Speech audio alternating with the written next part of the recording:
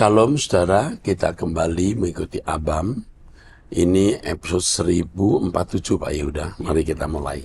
Baik Pak, yang pertama dari seorang wanita usia 42 tahun, janda cerai mati, memiliki satu orang anak, tinggal di Jawa Tengah. Jemaat dari salah satu gereja karismatik. Oke. Shalom, saya ingin bertanya, apakah hubungan seks antara janda dan duda dalam masa berpacaran itu boleh atau ada pemakluman? Tidak boleh. Karena belum disahkan oleh Tuhan dalam doa pemberkatan gereja. Terus, Saya pernah mendengar beberapa orang berkata pacaran janda duda berbeda dengan pacaran berjaka dan gadis. itu salah. Ya, pandangan itu keliru. Ya. Terus, Janda dan duda dimaklumi berhubungan badan saat pacaran, asalkan tidak berganti-ganti pasangan dan bertujuan menikah. ini salah. Semua hubungan seks di luar pemberkatan nikah itu zina. Apakah ada dasar alkitabiahnya seperti ayat atau kisah Alkitab yang memaklumkan hal ini? Atau memang seharusnya tidak boleh berhubungan badan sebelum nikah sama dengan pasangan gadis berjaka? Ya. Ya. Pernyataan beberapa orang tersebut seolah biasa, lumrah, dan menjadi pemakluman, bahkan dianggap tidak apa-apa dan sah-sah saja. Saya jadi galau, dosa atau tidaknya. Terima kasih, Tuhan Yesus memberkati. Jawaban saya sudah jelas. Jelas. Tidak perlu diartikan apa-apa. Ya, teruskan. Berikutnya dari seorang wanita usia 37 tahun, memiliki 2 orang anak. Pak, izin bertanya, saya tidak tahu kenapa tiba-tiba ibu saya berkelakuan seperti pikirannya kosong. Umurnya 61 tahun, selama ini dia mengeluh sakit lambung. Kami sudah bawa ke dokter spesialis, pengobatan sudah mau masuk 2 bulan. Memang tidak sakit lagi lambungnya, Pak. Tapi ibu saya tiba-tiba jadi pikun. Puncak keanehannya terjadi minggu ini pada saat saya masak pagi dan mau masak ikan. Beliau mengambil kain lap dan mau memasukkannya ke dalam penggorengan panas. Wah, Saya sampai teriak, Pak, karena waktu saya bilang pelan, ibu saya seperti tidak mendengar. Saya yang melihat sambil cuci piring merasa sangat sedih, Pak. Entah apa yang terjadi. Ibu saya seperti depresi. nah ini bahaya. Ini bahaya. Ya. Ini bahaya. Itu baru kain masukkan Iya, ke penggorengan. ke penggorengan. Kalau nanti dia menyalakan kompor, lalu menuangkan minyak, ini bahaya. Sejak ini harus mulai diperhatikan, diawasi. Coba dibawa ke psikolog atau ke psikiater, dan tidak boleh di rumah tanpa diawasi 24 hours. Oke, teruskan. Saya sudah tanya pelan-pelan waktu pagi apa yang membuat beliau seperti ini, atau apa yang membuat beliau tidak suka. Tapi beliau menjawab tidak ada. Tapi pikirannya kosong. Apakah pikun, depresi, stres, atau ada kuasa gelap? Pada saat saya mandikan dan saya ajak bercanda, beliau hanya tersenyum saja. Saya cerita ke teman saya, mereka juga kaget, Pak, kenapa perubahannya tiba-tiba drastis. Waktu bapak saya meninggal 2 tahun lalu, ibu saya sedih tapi sepertinya dia tegar. Tapi entah kenapa seiring berjalannya waktu, kondisi psikis ibu semakin menurun, semakin sering diam, dan menjurus ke depresi, Pak. Kemarin pernah keluar kamar mandi dengan kondisi telanjang sampai ke kamar. Iya. Terus? Saya sampai lari-lari keluar ambil handuk untuk menutupi tubuh ibu Ya, saya, ini Pak. depresi. Apa kami perlu bawa ibu ke dokter jiwa ya, Pak? Harus dibawa ke dokter jiwa atau konselor yang baik. Atau apa yang harus kami lakukan, Pak? Nanti kalau ke psikiater bisa diberi obat. Oke. Ya. Ibu saya seperti depresi, tapi dia kebanyakan diam. Kami ajak ngobrol bergantian. Iya, justru diam itu berbahaya. Dia kelihatan tegar tapi tidak tegar di dalam. Kelihatan luarnya tegar, dalamnya tidak. Ya. Saya dan adik-adik saya secara bergantian. Dia kebanyakan diam dan tidak nyambung, Pak. Ada yang bilang ibu saya diguna-guna, tapi saya tidak percaya hal seperti itu. Lagian ibu tidak punya musuh. Hanya saja ibu saya sering ngomong agak keras jika sesuatu itu tidak baik, dan orang kadang kurang suka akan hal tersebut. Saya sangat sedih, Pak, kalau melihat ibu seperti ini. Apakah ini penyakit atau gangguan jiwa ya, Pak? Saya pernah bertanya kepada Tuhan, tapi sepertinya Tuhan diam. Mohon solusinya, Pak. Terima kasih. Sekarang Tuhan bicara lewat kami. Ya. Mungkin Tuhan sudah bicara, Anda tidak mendengar. Jadi dibawa ke psikolog atau psikiater, mungkin perlu obat untuk menenang, untuk memberi atau membangkitkan kesadaran.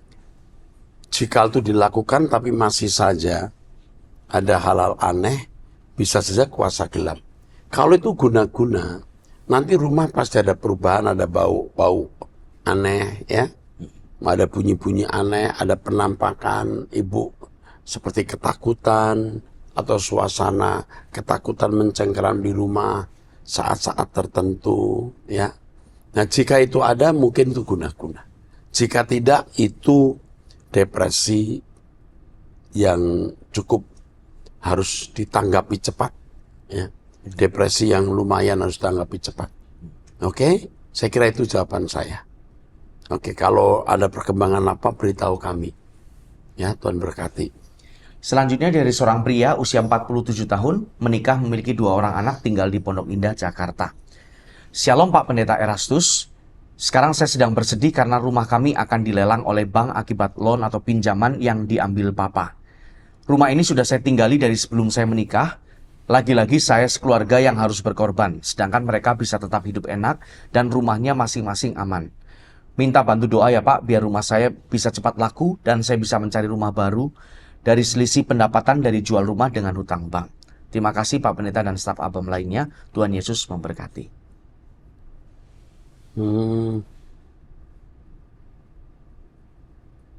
Ini rumah dia ya? Iya, penanya punya keluarga yang toksik, lalu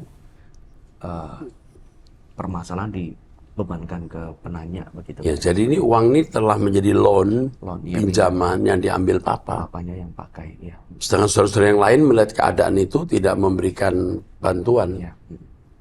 Oke. Kalau kamu sampai tanya ke Abam dan kamu tahu Abam ini adalah wakil Tuhan untuk menjawab, Tuhan tidak akan permalukan kamu. Dalam nama Yesus Kristus Bapa, tolonglah kekasih kami dalam masalah rumah ini. Tolonglah Bapa. Amin. Oke, teruskan. Berikutnya dari seorang pria usia 38 tahun, menikah memiliki 2 orang anak tinggal di Kosambi, Tangerang. Shalom Pak Erastus, puji syukur kepada Allah Bapa di sorga dan Tuhan Yesus atas kebenaran-kebenaran yang disingkapkan lewat Pak Erastus. Saya sudah berkeluarga dan mempunyai 2 orang anak laki-laki. Anak pertama usia 9 tahun dan anak kedua usia 7 tahun dengan berkat spesial dari Tuhan atau autisme.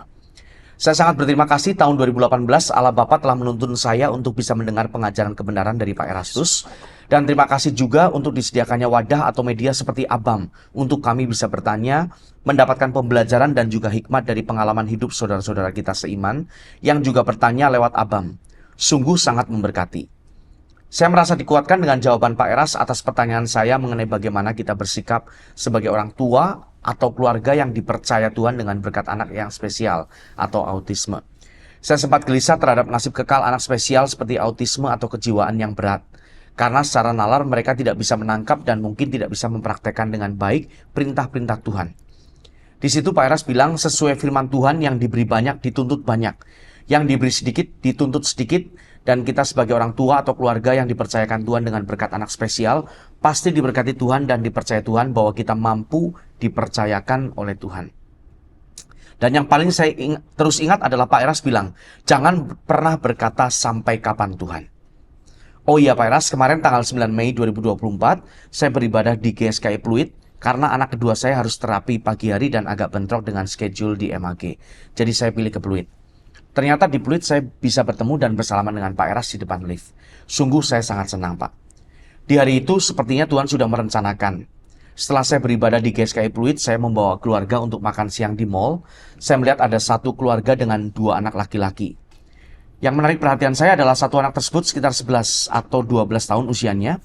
Maaf, dia tidak bisa melihat atau buta. Selain itu sepertinya juga autisme. Karena saya melihat tingkahnya mirip dengan anak saya yang autisme. Di saat itu hati saya terasa sangat sedih bagaimana anak sekecil itu Tuhan izinkan memikul beban seberat itu. Lalu ada suara di hati saya yang berkata, jangan bersedih, jiwanya telah diselamatkan dari sejak ia masih kecil. Saya merinding dan berpikir setiap hal ternyata sudah diatur oleh Tuhan. Mungkin keadaan seperti itu adalah yang terbaik untuknya menurut Tuhan, sehingga dia bisa terhindar dari pengaruh kerusakan dunia yang akan menyeret ke api kekal. Karena banyak orang lahir dengan kondisi normal, tapi terhilang oleh dunia.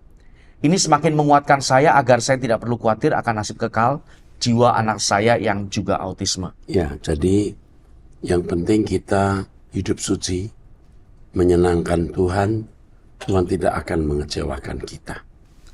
Menurut Pak Eras, apakah pemikiran saya atas hal tersebut itu benar, Pak? Benar, benar yang kau katakan. Sangat benar. Saya sungguh bersyukur kepada Allah Bapa dan Tuhan Yesus masih diberi kesempatan untuk memperbaiki diri dan dipercaya oleh Tuhan dengan berkat anak spesial. Demikian surat saya, Pak Eras. Terima kasih banyak, Pak. Dan Allah Bapa serta Tuhan Yesus selalu memberkati Pak Eras dan keluarga, serta semua pengurus dan pengerja di Rehoboth Church MAG, khususnya juga tim APAM. Jangan berhenti berjuang untuk terus mengembalikan anak kita yang berkebutuhan khusus itu, yang berkeadaan spesial itu, kepada kesempurnaan. Menjadi beban saya untuk mendoakan terus anak-anak jemaat yang memiliki keadaan seperti anakmu. Kita bersama-sama, kita sepenanggungan, kita berjuang. Elohim Yahweh akan menjamah dan menyembuhkan di dalam nama Yesus Kristus. Tuhan tidak akan meninggalkan kita, tidak akan meninggalkan anakmu. Pertanyaan selanjutnya dari seorang wanita usia 61 tahun, janda cerai hidup, memiliki 2 orang anak, tinggal di Tangerang. Ini jemaat e-Church GSKI. Ya. Shalom Pak Pendeta, sudah 3 tahun sejak saya kehilangan suami. Saya mengikuti terus melalui YouTube layanan truth.id, tidak bisa menjauh dari setiap program-program Bapak. Khususnya doa pagi dan ibadah minggu dimanapun. Pasti setiap hari seperti orang kehausan mencari kebenaran firman. Namun saya mempunyai ganjalan pertanyaan mengenai praeksistensi Yesus yang sepertinya tidak ada sebelum dia dibangkitkan. Karena sifat Allah adalah dari kekal sampai kekal, seharusnya lah Yesus ada di dalam wawasan kekekalan dan sudah menjadi anak tunggal Allah dari kekal. Mengenai Trinitas, Yesus sendiri pernah mengatakan dalam Matius 28 ayat 19-20. Karena itu pergilah jadikanlah semua bangsa muridku dan baptislah mereka dalam nama Bapa dan Anak dan Roh Kudus, dan ajarlah mereka melakukan segala sesuatu yang telah kuperintahkan kepadamu, dan ketahuilah aku menyertai kamu senantiasa sampai kepada akhir zaman. Saya pernah bertanya pada Tuhan Yesus, apakah dia ada dalam kekekalan? Dia membisikkan dengan mata rohani saya bahwa dia ada di dalam kekekalan. Sebab itu praeksistensi Yesus itu meyakinkan saya. Dia ada di sana bersama Bapa sebelum dunia dijadikan, dan sudah menjadi anak tunggal Allah yang Maha Kuasa.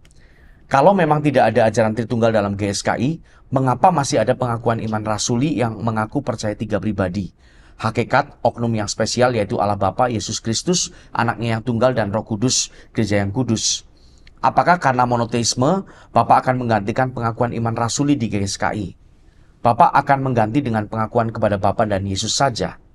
Demikian pertanyaan saya, maafkan saya, mudah-mudahan tidak ngawur pertanyaan pikiran saya ini. Terima kasih banyak, Tuhan Yesus memberkati. Pengakuan iman rasuli itu tidak trinitarian. Ya. Pengakuan iman rasuli itu sangat monoteisme. Ya. Aku percaya kepada Allah Bapa Ya. yang menciptakan langit dan bumi. Yesus tidak ikut menciptakan langit dan bumi. Dan kepada Yesus Kristus Tuhan kita, dan dia Tuhan kita. Ya. Dan Roh Kudus. Di situ justru pengakuan iman rasuli itu sangat monoteisme, Ya. tidak trinitarian.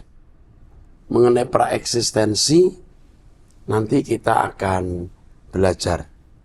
Kalau Anda bertanya apakah Yesus itu kekal, logos atau firman yang dikenakan Yesus itu kekal. Ya. Oke? Bersama-sama dengan Allah Bapa sebelum dunia dijadikan. Tapi Yesus diperanakkan oleh Bapa di Bethlehem. Oke? Teruskan. Pertanyaan berikutnya dari seorang wanita usia 63 tahun, janda cerai mati, memiliki 2 orang anak, tinggal di Tangerang Selatan. Shalom, yang terhormat Pak Pendeta Erastus Sabdono. Saya seorang janda cerai mati yang sudah pensiun sejak beberapa tahun lalu.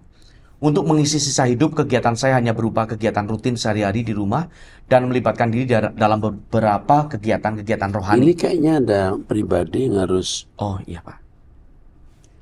dilayani pribadi ya. Bisa Iya, oh ya. dihubungi Dipersama. Ibu S ya. Ini karena cukup usia 63 tahun, bisa dihubungi. Mungkin dia kita perlu diajak sepenanggungan. Oke, Ya. teruskan. Selanjutnya dari seorang wanita usia 45 tahun, menikah, tinggal di Tangerang, ibu rumah tangga, jemaat gereja Protestan. Shalom Pak Eras, saya dan suami sudah menikah selama hampir 4 tahun. Saya hamil 4 kali, 3 kali janin tidak berkembang sehingga harus digugurkan, dan yang terakhir kali saya hamil, saya keguguran di minggu ke-6. Saya dan suami sangat menginginkan keturunan, Pak. Saya berharap dengan kehadiran seorang anak, hubungan dengan suami jadi lebih berwarna dan keluarga suami juga lebih menerima saya. Terus terang di awal hubungan kami, keluarga suami keberatan karena saya lebih tua. Sejak menikah, mertua dan keluarga suami tidak pernah menunjukkan ketidaksukaan terhadap saya. Saya yang merasa bersalah kepada mereka jika tidak bisa memberi cucu, terlebih karena suami saya adalah anak laki-laki satu-satunya. Saat hamil keempat, saya sangat bersuka cita dan optimis bahwa ini hadiah dari Tuhan, karena kehamilan ini di luar dugaan. Beberapa saat sebelumnya sempat terbersit suatu nama anak perempuan. Saat itu saya tidak sedang berpikir tentang nama anak, atau bahkan tidak sedang memikirkan sesuatu secara spesifik. Jadi saya juga agak kaget dengan munculnya nama tersebut. Jadi saya optimis bahwa kehamilan ini akan berhasil karena ini dari Tuhan. Namun ternyata kami harus kembali kecewa. Pak, apakah dengan kegagalan yang keempat ini Tuhan ingin memberitahu saya bahwa kehendaknya adalah tidak ada anak buat saya? Apakah saya harus berhenti berusaha? Saya sempat berpikir jika kehamilan keempat ini tidak jadi, saya tidak akan berusaha lagi karena saya tidak mau kembali kecewa. Saat ini saya sangat broken heart, Pak. Di depan suami saya berusaha tegar, tapi saat sendiri saya bisa tiba-tiba menangis. Saya tahu hidup kami dalam kendali Tuhan, apapun kehendaknya itulah yang terbaik buat kami. Tolong doakan saya, Pak Eras, dan mungkin Bapak bisa memberi nasihat buat saya. Apa yang harus saya lakukan ke depannya, terus berusaha dan berdoa, atau berhenti berusaha. Terima kasih sebelumnya, Pak. Tuhan berkati pelayan Bapak selalu. Yang pertama, memang Tuhan harus menjadi segalanya dalam hidup kita. Keadaan keluarga kita berwarna bukan karena ada anak, tapi karena Allah hadir. Anda punya anak 10, kalau Tuhan tidak hadir, nggak ada warna. Tidak ada kehidupan. Itu yang harus Anda pikirkan menjadi fondasi berpikir Anda. Jadi jangan berpikir dengan anak, hubunganmu dengan suami akan menjadi lebih berwarna. Tidak. Tidak sama sekali. Yang membuat hidupmu berwarna dengan suami adalah kehadiran Tuhan. Namun dengan usiamu sekarang, kau masih punya peluang punya anak. Jangan putus asa. Kiranya Tuhan memberi kamu benih yang sempurna setelah kamu mendengarkan jawaban di Abam ini.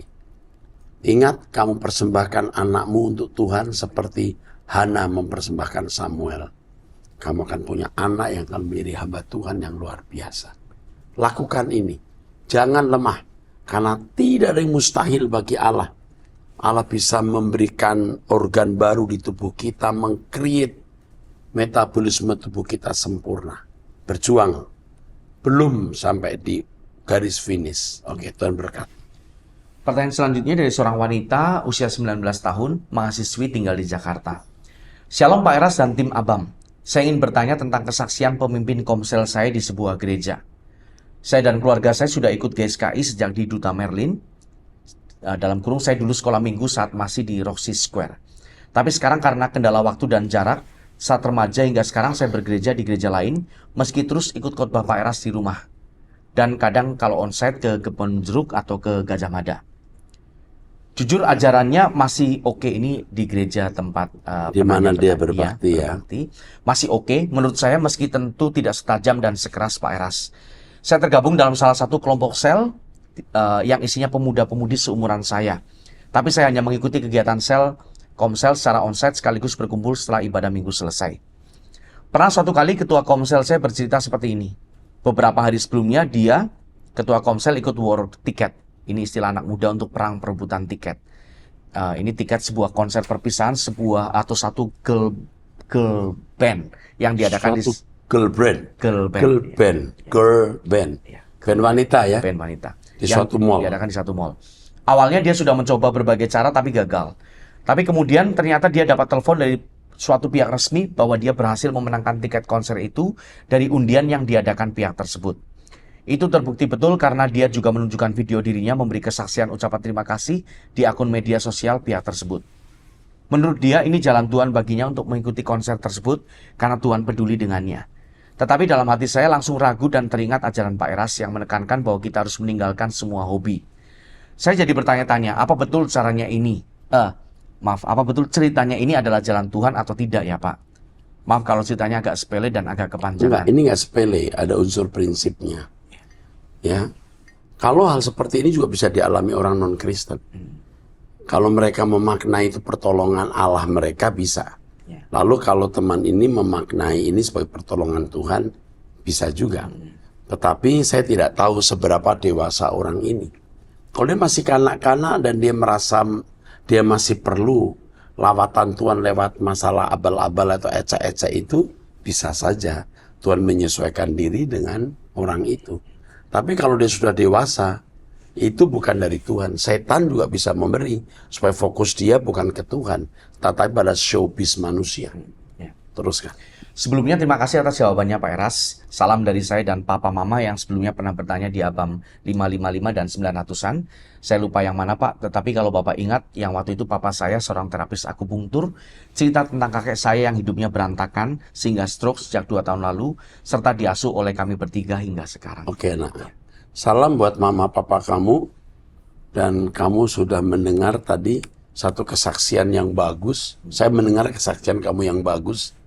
Kamu mengatakan Pak Eras mengajarkan sudah saatnya kita menghilangkan, menjauhi hobi-hobi itu, sudah benar. Supaya kita tidak terdistrak oleh dunia, fokus kita hanya Tuhan dan kerajaannya. Mantap nak, salam buat mama papa.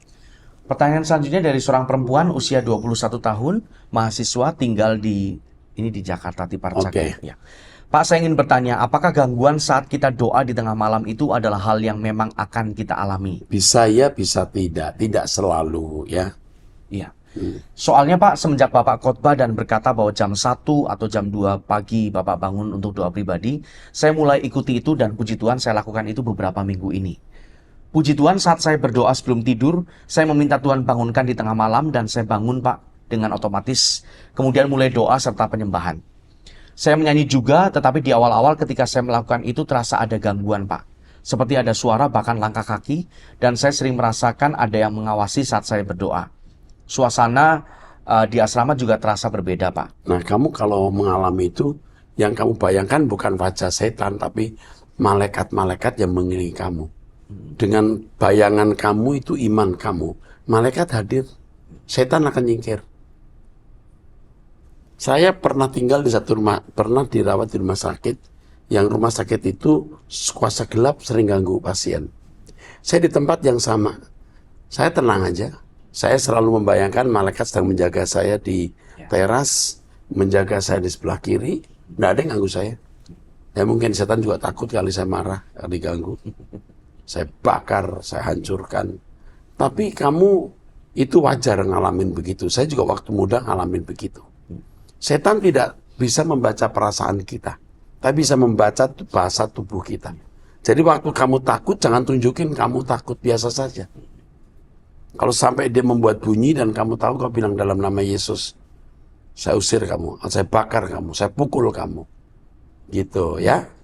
Nggak apa-apa, bagus. Cuman yang saya bingung, kamu kalau sibuk harus bangun jam 4, bangun jam 1, jam 2, kesehatanmu bisa terganggu, nak.